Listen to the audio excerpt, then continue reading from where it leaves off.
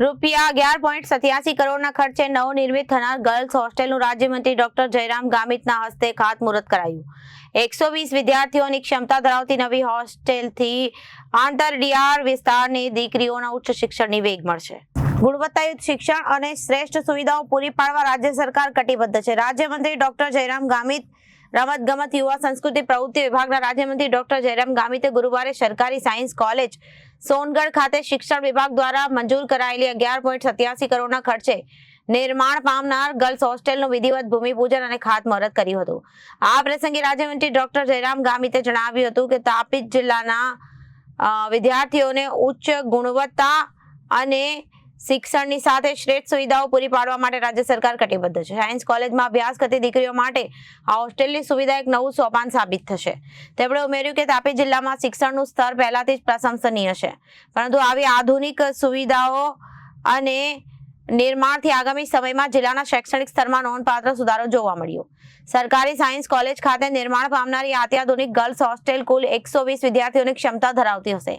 આ હોસ્ટેલમાં kitchen cum dining hall, common hall, computer lab અને આધુનિક ફર્નિચર જેવી સુવિધા ઉપલબ્ધ કરાવાશે। આ ઉપરાંત હોસ્ટેલ પરિસરમાં ઇન્ટરનલ રોડ, પીવાનું શુદ્ધ પાણી વ્યવસ્થા, પાર્કિંગ સુવિધા, સુરક્ષા માટે અત્યાધુનિક ફાયર સિસ્ટમ સહિત રહેવા જમવાની તમામ સુવિધાઓ આ ભવનમાં સજ્જ થશે।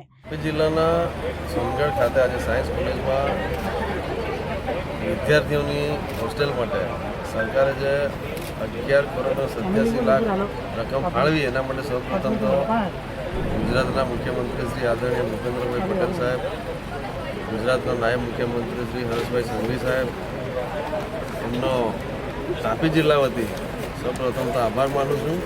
અને આ જે સાયન્સ કોલેજની જે વિદ્યાર્થીની જ્યાં ભણે છે એમના માટે આગામી દિવસોમાં 120 વિદ્યાર્થીનીઓ માટે આ ગ્રાન્ટ ફાળવવામાં આવી છે।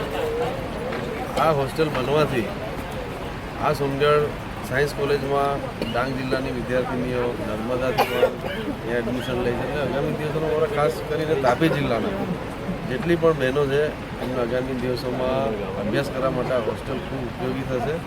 અને આ હોસ્ટેલનું મકાન બનવાથી વિદ્યાર્થીઓનું જે અવદાન કરે છે એમનો સમય પણ બચશે, એમનો જે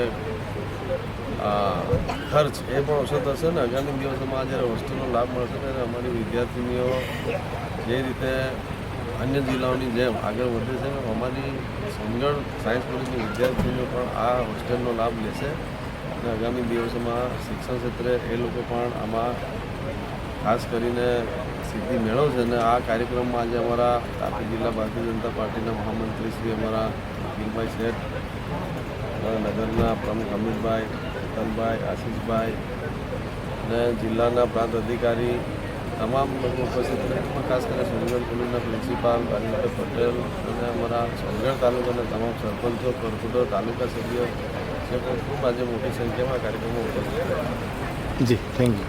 રિપોર્ટર આશીષ ગાવિત, જન આદેશ ન્યૂઝ વ્યારા।